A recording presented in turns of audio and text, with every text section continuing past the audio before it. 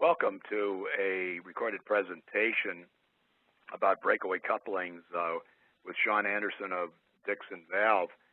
And before we go any farther, Sean, could you just give us a little bit of your personal background? Well, I was a college student about 20 years ago, and Dixon Valve was the local company, so I wandered over here and started working in the machine shop, and then I've had the opportunity to move through production control and work with special parts, move to purchasing, and I've worked with sales and some of our acquisitions over the years.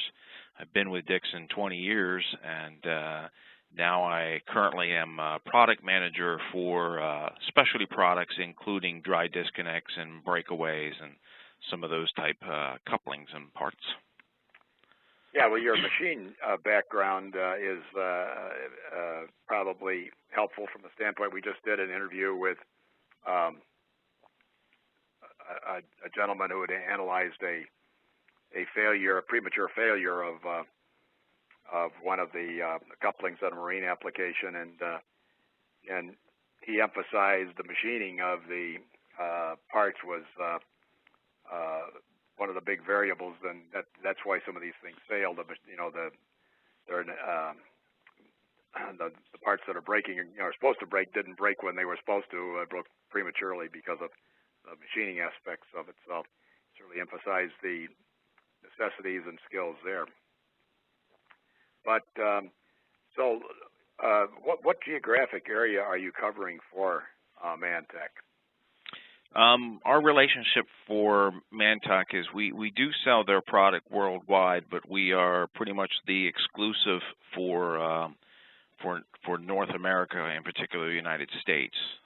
So we're kind of the exclusive channel for providing those products. We work very closely with their sales and engineering teams, and we in fact influence some of the product designs and work on product designs and making them more suitable for specific applications that we get involved in here. We really take a hands-on approach to working with engineering and application problems and difficulties, and fine-tuning our products to meet the service that they're in.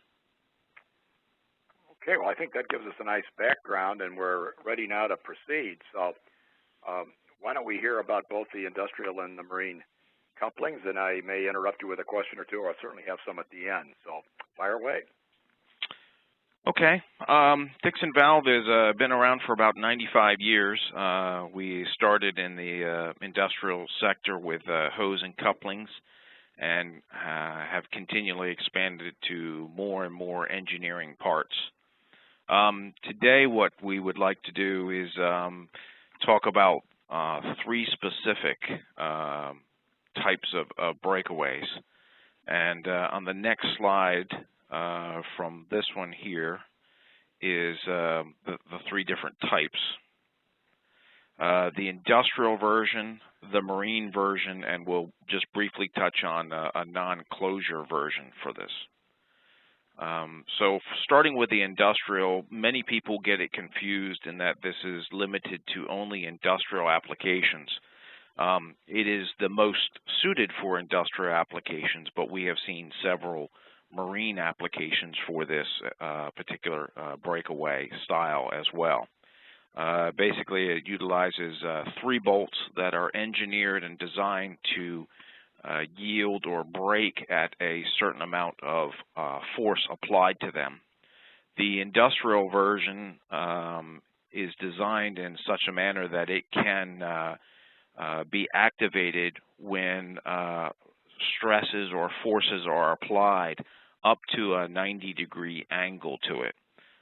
Many different types of breakaways, such as cable and in particular the marine ones, need to have axial tension in line to pull the bolts, where the industrial can act as kind of a shear or a side motion to it. These are particularly used when attached on one side to a fixed point, such as a pump or a manifold or a piping system, and then the hose comes out of the other end, so that one side is fixed and the other side connected to the hose would be connected to the vehicle or whatever would move. So if we could go to the next slide. Okay. These minimize the amount of spillage by activating poppets that are spring-loaded inside. So it provides protection against a situation where a hose, manifold, or something is going to be subjected to a high degree of force. And what we try to do is work with the particular application with the weights and forces that are going to be involved and the angles to custom set the bolts when needed for specific applications. In doing that, we can eliminate overloading the stresses on pipes so that pipes don't break free and pumps don't come off their mountings, and the manifolds, no damage is done to those, as well as protecting the hose. What we want to do is go about 25% more than what we expect the stress to be in a normal application. Therefore, we don't put excessive load on the hose and tear the hose apart. So it's a pretty simple system. It automatically senses that excessive load by the fact that we're pulling on these bolts. When the bolts give way, the poppets close, it disconnects, and things can go free. It operates independently of other safety systems. It's just kind of you put it in service and it's there. And because it's a pretty simple in that it is a braking bolt that will, we know it's going to yield at a certain point, it doesn't require any other monitoring or cable or power sources or anything else. It sits there until we have too much force, and then it pops and seals off and can be easily repaired. We do it in many different variations, and we have slides further on, and we'll show some of the different combinations of threads and different types of seals. The slide says they're available in 1, 2, 3, 4, and 6. We are continuing to fill out the line. We can offer 5, 8, 10, and 12-inch breakaways currently. The material for the marine ones and in marine applications would generally just be stainless steel. This is a kind of a breakdown or a kind of a slice of it, so we can look at a couple of the parts.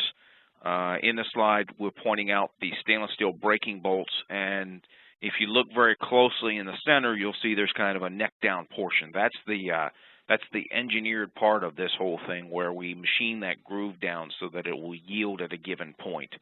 And we talk about that in terms of KNs or kilonewtons, in terms of energy needed to break it. Point out a rubber bumper that's on the outside. That's just when they separate, rather than the metal bouncing across the ground. We've got a rubber bumper. All the internal components would all be stainless steel, including stainless steel pins and poppets, and all that kind of interior hardware is all going to be stainless steel. We point out the Viton O-rings. There are 3 wetted seals, one on each one of the poppets that closes independently when they separate, and there's one where the 2 halves join together. And so as far as repair kits, it's fairly simple. You're going to probably have, in most cases, 3 seals that are going to be wetted seals. We occasionally have some other types of variations that have dust seals on the outside that are protective, but pretty simple and pretty straightforward as far as how the parts go together. In this slide, what we're trying to do is just to give you a little bit better idea of an application of an industrial one. And industrial breakaways are typically installed on the loading arm manifold piping system, one side being rigid, the other side being connected to the hose. And when it's broken away, you can see the other slide. This would be maybe somebody driving away, or maybe ship pulling away or something. And the bolts snap, and in that case, the poppets snap shut, and the only real loss is the bolts, which are a replaceable item. There's a kit for the bolts.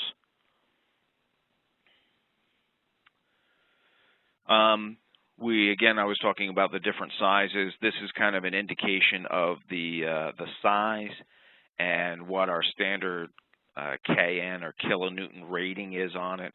We can customize this for different purposes, but there's 3 bolts, and so in the case of what we'll call axial tension or in line with a hose and pipe, all 3 bolts are going to take up that force, hopefully evenly, as it pulls in line. So your KN force for, say, let's say a 4-inch part is listed here as 52 KN, 52,000 newtons or kilonewtons.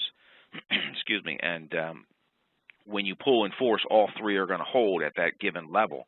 If you had a side motion on the industrial, which allow that side motion, one of the 3 bolts typically is going to see the excessive load first, and so you would divide the amount in thirds. In the 3-inch, we got 33, so each bolt individually will hold 11 KNs.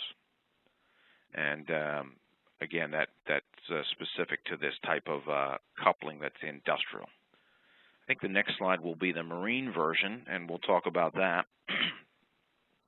The marine version is installed usually between 2 lengths of hose. So it incorporates the same internal mechanisms and is very hard to tell from the outside the difference. The difference in the engineering basically is that we isolate those bolts so that they can't see non-axial tension. They can't see a force that's on a side load. In a marine version where these are applicable, you could think about 2 lengths of hoses going over the side of a ship and going down to a workboat or to another boat, and there's going to be pitching and rolling and drifting and some of those things going on because of the sea and the waves and everything. We don't want this to react to that side sea motion, heaving and hauling of the boat. What we want it to do is only react if the boat starts to drift away and we take up tension on the hose string, and therefore it will all 3 bolts will then shear, break off, and allow the 2 parts to separate. When the hose tension gets too great, the boats are drifting away and there's nothing stopping them, these will break before we get to the point where we do any damage to any of the couplings or the hoses or anything like that. So it has increased resistance to torsional bending forces. Going on to the next slide, again, we're pointing out applications, ship-to-shore or offshore platforms, ship-to-ship transfer. Again, we want to emphasize that the marine version is specifically designed to be in a hose string. In many applications, you'll have, say, a 25-foot and a 75-foot length of hose going over the side of an offshore oil rig, and this will be a mud or fuel hose. And in between those 2 lengths of hose would be where this marine breakaway would be applied. It senses that excessive load. When the bolts break, pulls apart, the pop is shut, disconnects, and seals off. The release is executed quickly, and so there's a very minimal amount of loss of product, and the bolts are pretty dependable. They've been around for a long time, so the engineering's been worked out pretty well, and they're pretty reliable, dependable system. And again, because we're using bolts, there's no cables to worry about getting twisted. There's no electrical system that needs to be monitored or sensors or anything like that. We just, when we exceed the rate, it snaps and shuts off. Again, we do offer an indifferent material, but stainless steel is pretty much what's going to be needed for actual marine service.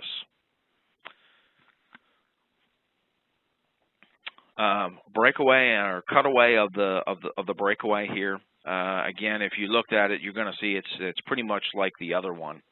The only difference I'll point out here is if you look between the blue bumpers and below where we're pointing for the stainless steel bolts, if you were to compare that to the other side, you would see that this area here, this overlap is longer, and in fact, it covers the area where the breaking bolt is. So therefore, when there's side load to it, this extended flange area is going to hold the parts so that it's not going to, the bolts are not going to see that stress. They're only going to see that inline axial tension to it. Again, we have the bumpers on the outside. All internal components are going to be stainless steel. Everything's 316 stainless inside here, with the exception of the spring, which is PH7, which is a regular stainless steel spring. And we'll go over some of the other types, and we'll mention the O-rings a little later. Here we see the marine breakaway applied between two hoses, emphasizing that this is in a hose string. And we're showing in the other picture the bolt snapped and everything being lined up straight, because we need to hold on all three of those bolts to eliminate wave reaction and it breaking prematurely. Again, we're kind of going over that same part again. It minimizes the flange minimizes that side load that's applied to it, so we're in line, and the braking force is the same for both the industrial and marine. But of course, when we're talking here in a 3-inch, a 33, a 4-inch, or 52 KN, we're going to see all that load applied because we're preventing it from breaking to the side. So it will need that full amount of force, and the hose will have to be engineered sufficiently to withstand that force. Again, we can customize those bolt settings by machining them down by review. Most of the marine hoses and dock hoses are very heavily built. They're very severe. So these forces fall well in line with the expected braking loads, or well below the amount of any damage done to hoses. Little diagram here shows you kind of what's going on inside. There's two sides. Each of them have a spring-loaded poppet on it, similar to some of the dry disconnects that we make. When the force exceeds the amount the bolts can handle, they snap, the valves separate. When the valve separates, the pins that were pushed, that were holding the springs open, they're released, and the spring shuts this, or the spring drives the poppet, as well as the weight and internal pressures. So if you have weight, like on, say, a mud transfer hose or a long string of diesel hose, and an internal pressure, that's just going to add to, basically the speed at which this thing is going to seal. And because there's a taper on the poppet, it's called blowout proof. So even when you have that dead-headed pressure, these poppets can't eject. So it's a very safe and very dependable, very secure seal. Here is kind of just kind of gives you some of the different variations we can do, male and female, NPT and BSP threads. We can do Victalic thread or Victalic fittings. We can do flanges. There are some special DIN flanges that we do, as well as 150-pound, which is fairly common, and 300-pound flanges. And also, like the bottom right hand is one that's becoming popular in some of the industrial versions, where you have a piping system and perhaps a valve or something, and you can bring a 150-pound flange up to the one side on your pipe, and then on the other side, a lot of hoses are made with a male NPT thread, so female thread just threads into it. So we can do these different variations with one side one way and the other side another way. Helps you bridge the gap. Just a flow diagram. I don't want to get into that too much, but they have what's generally considered pretty good flow for their size, and typically matches up to standard flows you're going to see in hose transfer and pump operations. Kind of a list of some medias, fuel, seawater, wastewater, just all kinds of different things that this can actually be applied to. One of the things I wanted to kind of mention here is an application versus the marine and industrial. If we were to think of a situation like a lightering, where you have a large tanker can't come into a port, so a lightering tanker is sent out to offload some of it to come into a more shallow port. What happens is the two tankers run parallel to each other at a given speed and course. Hoses are sent between the two different tankers, and the offloading process, would begin. This particular application could use either industrial or marine, depending on how the hose setup is done and how they want to have it engineered. On the manifold on either side of the main tanker or the lightering tanker, you could have an industrial breakaway that's bolted directly to the intake manifold on the piping system on the individual tanker. Then the hoses would slump off, go down and up to the other tanker. If the lightering tanker changed direction or lost power or course came off or whatever happened, you could imagine these tankers starting to drift apart. And let's just say one lost power suddenly and the other one didn't realize. You'd have that kind of side movement where that industrial version would see the one pulling ahead of the other and snap and break away and allow the two tankers to separate before they had to, you had to get guys in there to disconnect everything with the hose tension going on. Likewise, a marine breakaway could be used here as well. If there were two lengths of hoses joining, then the hose would go from, say, the main tanker down, it would go into a marine breakaway, and then the hose would extend up to the lightering tanker. As the tankers started to drift apart, because the hoses are gonna kind of adjust themselves on the angle, we can still see that axial tension on there, but as they're heaving back and forth, it's not going to respond, being in the middle of the two different hoses with the two ships bouncing apart from each other. So that's kind of just a little visual there to tell you different ways in which you could use these breakaways, even though one's called industrial and marine. We go to the next slide. Very briefly, we also make them with a non-closure, and a lot of people were wondering, well, why would you do this with a non-closure system? One of the applications on the industrial side we've seen is they had a water intake, and trucks will drive off while still connected to the hoses. And in sanitary, all the piping is obviously stainless steel. So if a truck drives off and rips the piping out, it's thousands of dollars that is lost in piping, as well as a bay down for however many days it'll take you to get the bay repaired and that opening put back up. So there can be potentially a lot of lost time. Even though the product is only water, there's a lot of money that can be lost to the damage due to having a facility out of service. So in this case, this breakaway just breaks. The water contents inside spill, but it breaks before we do any damage to any of the hoses or the metal piping in particular. A little picture here. This is actually in South Africa, where this is a loading system for loading trucks with fuel, and there's a breakaway applied before the API. In a couple cases, they were driving off, and you had a 4-inch line with gasoline or diesel spilling out, and that could be a potentially pretty hazardous situation. So breakaways were put in place here to prevent that. And then that's the last slide. So hopefully this information is useful.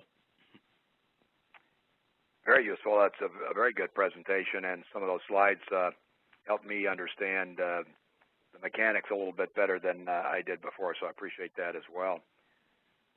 You mentioned that you've expanded into the 12-inch. Are a lot of the marine applications in those larger sizes? The marine applications we're seeing right now are fairly specific at this current time in actually 2, 3, and 4, and these breakaways are basically standard fare for offshore oil platforms in the Gulf. Okay. And so you're seeing diesel and mud transfer hoses in 2 and 3, and sometimes potable water that's going in a 2-inch. And again, they don't want to do any damage to any of the hoses, so they just specify a breakaway in there. That makes sense. We are seeing some 8-inch on dock transfer hoses for large scale offloading and loading of barges and like oil tankers. Okay. And then 10 and 12-inch are some of those lightering things that we're talking about there. Those sizes get pretty big because they're doing 5,000 barrels per hour transfer rates.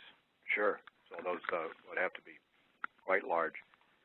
We did an interview with Berkeley Engineering, and they had analyzed a premature failure of a Gall-Thompson breakaway coupling, and they concluded that it was very difficult. Back to your experience with the machining again, that it all came down to machining that breakaway bolt there, and that in this case it broke with far less than the anticipated force, and did so prematurely. And they so number one, commenting on how you assure the reliability of the product. We use very careful inspections on the metal that we're using to cut these bolts. They're not like you buy a bolt and then machine a groove into them. We take raw material that is highly specified and heat traceable certs and those type of things, and then we machine a specific groove, knowing that the yield point of this specific metal is at a given rate. The trick that comes into this is that when you're doing this, you really don't know the loads and how they're going to mount up. You can theorize how they're going to go, but in applications and you get different types of angles, then you start to have a lot of other things that overlap, and that makes it not quite as straightforward as I tried to make it for here. That's where there's a little bit of trick in the specification of the bolts and trying to make sure you have more than enough to cover kind of field handling and rough service that you don't expect in a laboratory when it's sitting on the bench. And another comment that he made, I'd like to have you talk about that, is he was not sure you needed the breakaway coupling. He talked about quick release couplings, and I'd assume what he was talking about there was something that the operator himself has to release it rather than it's released by the forces. Would you want to comment on why you need something that automatically breaks rather than having an operator quick releasing it? Well, I guess you probably answered it just by talking about things like gasoline trucks driving away with and so forth. But go ahead. Yeah, I mean, I don't really know what he's commenting on, so I'm making a general comment, which may not directly reflect the application that he was talking about. But in the instances that we're familiar with here, where you have, say, mud hoses and diesel fuel hoses, the hoses are lowered off the deck of an offshore oil platform down onto a workboat, and they have dry disconnects that we make that are on there, which seal the hoses up and are relatively easy to do. You line the coupler up and you just twist it, and that mechanically locks it and opens everything up. Likewise, if you had to disconnect, you kind of grab the handle, rotate it back, and pull it off. It is fairly simple, but in the instance where, let's say, you have drift, it gets a little bit dangerous to send somebody in there when there starts to be tension onto the hose. And now you have the hose, and depending on the drift and all, if we start to pull on that, the operator is fighting all that load that's on the rollers and the mechanisms inside, and he's there next to a hose that could potentially have tension in it. Yeah. And if he disconnects it, he could get knocked right off the deck. Oh, yeah. Yeah, there's a lot of safety aspects here. So this breakaway would prevent that. They can let it go to the shear point of the groove, and then they don't have to have the operator near those tensioned lines. In the tugboats and those kind of stuff, they watch out for that, because that's pretty dangerous when you have a line under high tension. What's the typical life of a marine breakaway coupling? If you were to put it in service and everything was pristine and was well maintained and everything, I would anticipate, as long as 5 or even 10 years. But as we all know, these things get bounced on the deck, and they're not gingerly handled, nor do they see pristine environments where there's not elements of salt and other chemicals attacking it. So what we suggest is a visual inspection before use, just to look at it and visually see.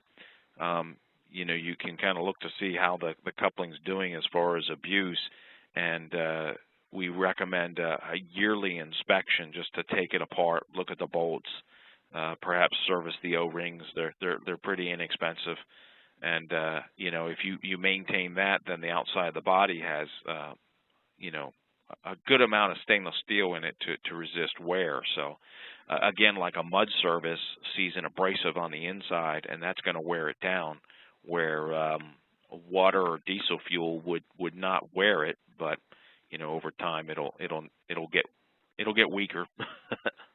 Sure. One last question.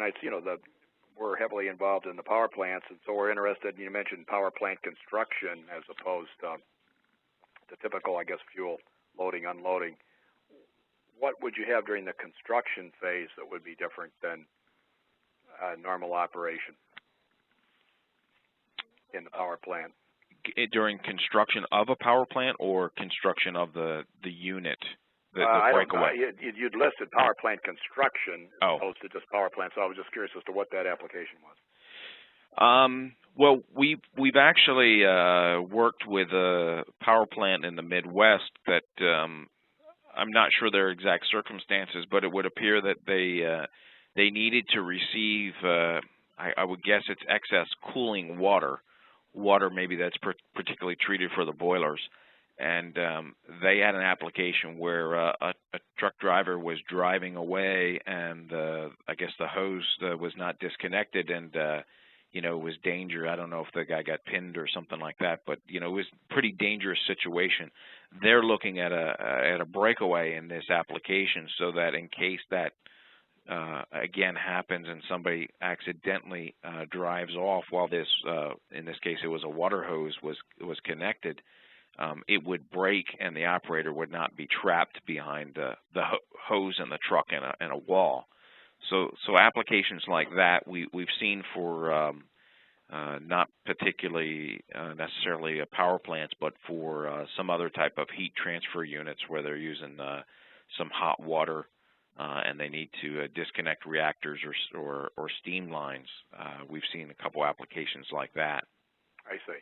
Also, I know that the different types of we visited a nuclear power plant in California, and they have some hazardous chemicals that they have to deal with for treatments of water, I guess, and other types of they've got some caustics and some acids, and again they're looking at the potential of in this case a 2-inch line, but a drive off with a line that's 2-inch flow of a heavy caustic or acid is certainly at least a large environmental remediation problem.